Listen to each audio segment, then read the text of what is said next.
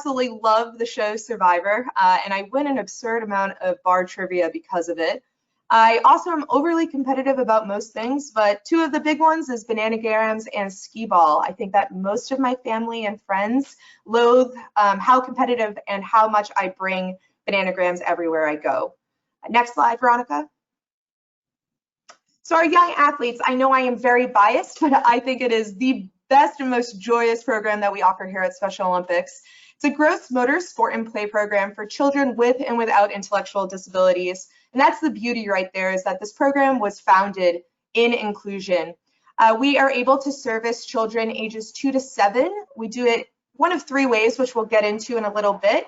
And it's really just an opportunity to introduce basic sports skills, create communities of like-minded humans, and be able to celebrate what the joy of sport can really bring to a person's life and a person's experience. Next slide. So our 3 models for Special Olympics young athletes, it can be held in schools, in the community, and at home. And we'll take a little time to deeper dive into what it actually looks like. Next slide.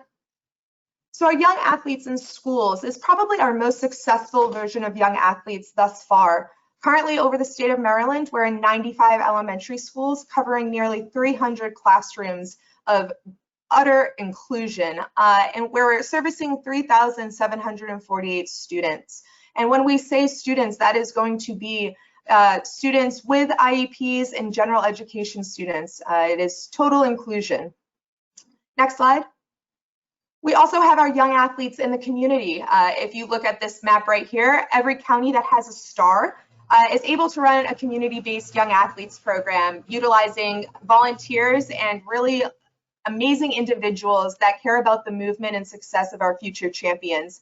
You can also see on the bottom left, we have 2 brothers who are the stars of young athletes, Grady and Tyler, as they head to the 2019 Summer Games up at Towson. It's really the beginning of the starting point of a lifespan of participation with Special Olympics. It's really great to see. Next slide.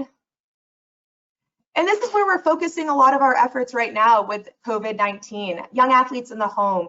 We are trying to best support and give resources to our parents and to our childcare providers so that they better have resources and tools to get moving and keep active in the safety of their own home during this unprecedented time. Next slide. And with that, we obviously want to support them with anything that we can. So we have created a virtual campaign called Yappy Hour. Next slide. It meets every Monday, Wednesday, and Friday for half an hour, led by a wonderful volunteer and lifelong Special Olympics coach, Janice Jank. Next slide. We meet every Monday, Wednesday, Friday for half an hour, with Monday and Friday really focusing in on our gross motor curriculum. And then Wednesday, we really have noticed that our youngest athletes want the opportunity to be able to socialize and be able to talk to their peers. So Wednesday, we take a more social emotional approach and do unified reading. We do show and tell, and we do a lot of music and movement. It's probably the best half an hour of each of my days on Monday, Wednesday, Fridays. Next slide. And all of that you can kind of find on Zoom. I will drop the link into our chat, and we hope to see you there. Thank you, Mackenzie. So now, as you got a little sneak peek, we will be heading over to Melissa Kelly, who will tell us about some alternative unified activity options. So you're up, Melissa.